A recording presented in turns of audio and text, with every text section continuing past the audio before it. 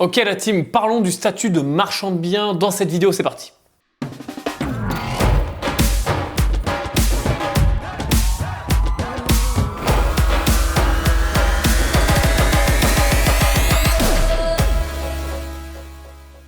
Ok, avant qu'on commence, tu as tous les liens importants en dessous pour aller plus loin avec moi, notamment sur le sujet dont on va parler aujourd'hui, le marchand de biens, le régime fiscal du marchand de biens, la TVA, les amortissements, la plus-value, etc., etc. Alors déjà, première chose, s'il te plaît, ça va pas. Je sais que tout le monde cherche des infos, en tout cas, tu sais que je parle avec beaucoup d'investisseurs me suivent, tout le monde cherche des infos sur le statut de marchand de biens, tout le monde cherche des infos sur la fiscalité du marchand de biens, et quand tu tapes sur Google fiscalité, marchand de biens, etc., tu trouves vraiment, attention, que de la merde, je suis obligé de te le dire, que de la merde, que du bullshit, que des informations qui sont soit complètement fausses, parce que le mec qui l'écrit, il bite rien, peut-être c'est comme ça, je sais pas, ou soit c'est des textes typiquement qui datent, qui ont été, voilà, regarde bien d'ailleurs, attention, c'est un truc à prendre en compte. Quand tu trouves un article, déjà, il faut que le site soit fiable, et là, c'est pas le cas pour ce sujet-là, et que aussi l'article soit pas de 2012, parce que depuis 2012, je te garantis que ça a changé peut-être 2, 3, 4 fois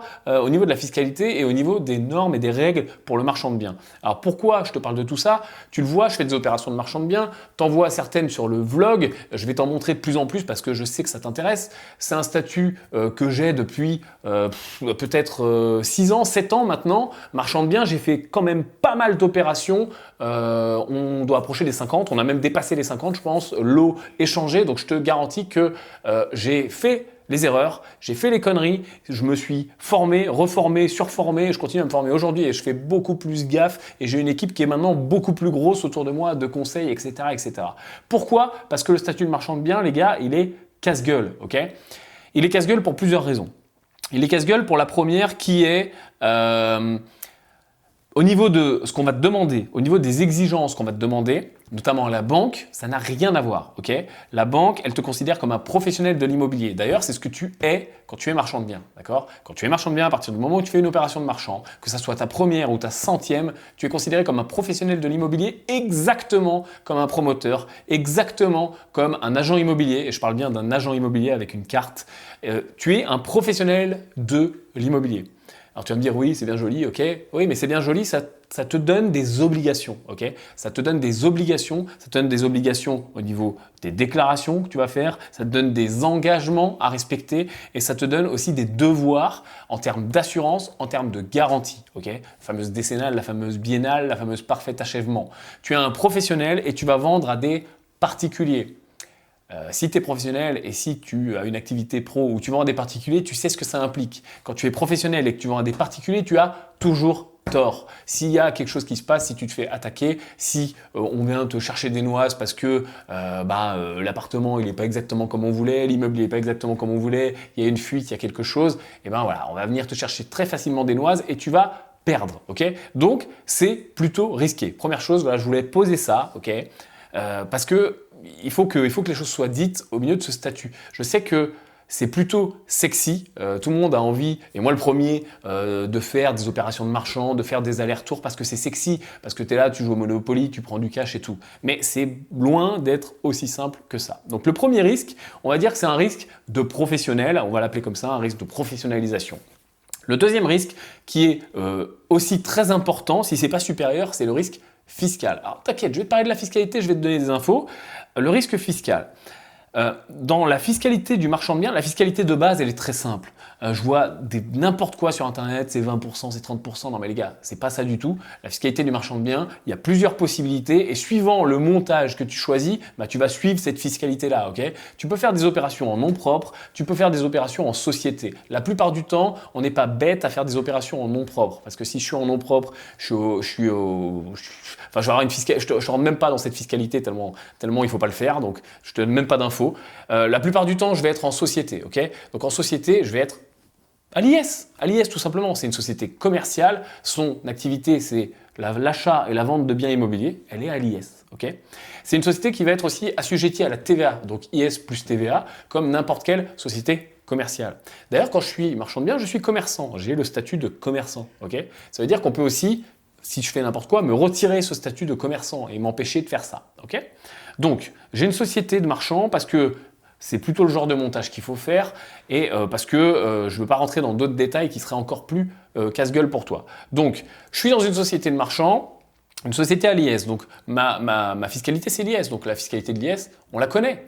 Jusqu'à 38 120 € de bénéfices, 15%, et au-dessus, 28%. Et après, on a un dispositif transitoire qui est en cours. D'accord? Ça, c'est la base. Et ensuite, la TVA. Mais là où ça devient beaucoup plus casse-gueule, parce que là c'est super simple ce que je te dis, tu vas me dire, bah Yann, c'est pas si compliqué. Si, c'est plus compliqué que ça. C'est-à-dire que tu vas déterminer ta plus-value, ok? Suivant comment tu détermines ta plus-value, la plus-value c'est quoi de base? C'est combien j'ai acheté, combien j'ai vendu, la différence. J'ai acheté 100, j'ai vendu 200, j'ai 100 000 € de plus-value. En marchand, c'est pas exactement ça. C'est-à-dire que je vais pas calculer ma plus-value aussi simplement que ça, mais calcul de travaux suivant les options que je vais prendre vont pas rentrer de la même façon dans ce calcul-là. Je vais la plupart du temps ne pas prendre en compte mes travaux dans le calcul de ce que m'a coûté le bien et donc dans le calcul de ma plus-value. Et ensuite, par-dessus ça, je vais greffer la TVA. Et dans mes choix de TVA, j'ai 3 choix possibles. J'ai un choix d'exonération, j'ai un choix de TVA sur marge, la TVA sur la marge et la TVA sur le prix total. Okay? Suivant mes actions, suivant les engagements que je prends, il faut que je les prenne en amont, okay, au moment où je vais signer, et suivant ce que je vais faire sur le terrain, il va se passer des changements là-dedans. Okay. Soit je vais être dans les bonnes cases, je reste simple, parce que il faudrait que je te fasse une formation de 7-8 heures. C'est d'ailleurs le module marchand de biens dans l'académie dure 7 heures, je crois, c'est pas pour rien. C'est-à-dire qu'en 7 heures, je t'ai donné juste le socle de ce que tu dois connaître. Je suis même pas, si je suis rentré dans le détail, mais je suis même pas rentré extrêmement loin dans le détail. Donc je reste généraliste. Suivant les choix que tu vas prendre, comprends bien que soit tu restes dans la bonne case. Okay, ça t'arrangeait d'être par exemple à la TVA sur marge. Pourquoi ça t'arrangeait? Parce que tu fais beaucoup de travaux, donc tu dépenses beaucoup de TVA dans les matériaux, dans les entreprises, et donc tu as envie de la récupérer. Mais tu n'as pas envie de payer trop de TVA non plus, et tu as fait tous tes calculs, etc. Et donc la TVA sur marge, c'est bien pour toi. Okay, si je fais les choses correctement, que j'anticipe, que je fais bien les bonnes déclarations en temps et en heure, et surtout que je ne fais pas trop de travaux, que je reste dans les cases, les bonnes cases où je dois être, je vais être à la TVA sur marge. Par contre, si je vais un peu trop loin dans mes travaux, si je vais un peu trop loin dans la modification du bâtiment, si je vais un petit peu trop loin dans ce que je vais toucher, j'ai plusieurs actions qui vont pouvoir se passer et plusieurs déclenchements, notamment des déclenchements de TVA sur le prix total. Voilà, tu es en train de me dire, je vois ce que tu penses, et là je suis en train de te perdre, tu dis Yann, je comprends pas. Je vais te faire un exemple chiffré, tu vas très bien comprendre. Alors je vais faire un exemple chiffré, simplifié, pour que tu comprennes vraiment facilement. J'achète un bien, 200 000, ok. Je le revends, je fais tous mes travaux, peu importe, je le revends 400, on va rester très simple. Donc j'ai 200 000 € de plus-value, ok. Si je suis à la TVA sur la marge, ma marge c'est 200 000 €, donc la TVA c'est 20%, ok. Donc je vais payer 20% de 200 000, je vais payer 40 000 € de TVA, ok. Il va me rester 160, et à partir de ces 160, je vais mettre tout le reste de ma fiscalité, l'impôt sur les sociétés, etc., etc., ok, comme dans une société à l'IS classique. Donc là, dans mon exemple, j'ai 200 000 de plus-value et j'ai 40 000 d'impôts. Enfin 40 000 de TVA, d'accord? Maintenant, si je bascule à la TVA sur le prix total et que j'ai fait des choix un petit peu mauvais parce que soit je les ai pas anticipés, soit j'ai pas fait attention, soit tout simplement je savais pas.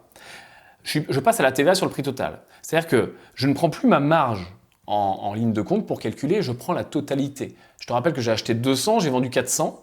Je prends plus les 200 de plus-value, je prends les 400. C'est-à-dire que ma base imposable, ma base de calcul de la TVA, c'est plus 200, c'est 400. C'est-à-dire que je vais payer le double de ce que je payais. D'un côté, je payais 40 000 en TVA, là, je paye 80 000. Je paye 80 000, ça, j'ai doublé le montant de TVA que j'ai à payer sur une connerie, parce que j'ai pris la mauvaise décision au mauvais moment, et je ne suis pas resté dans les cases qu'on m'imposait. Et ça, c'est un seul exemple parmi des dizaines de pièges du statut de marchand de biens. Donc, soyons réalistes, vraiment. Je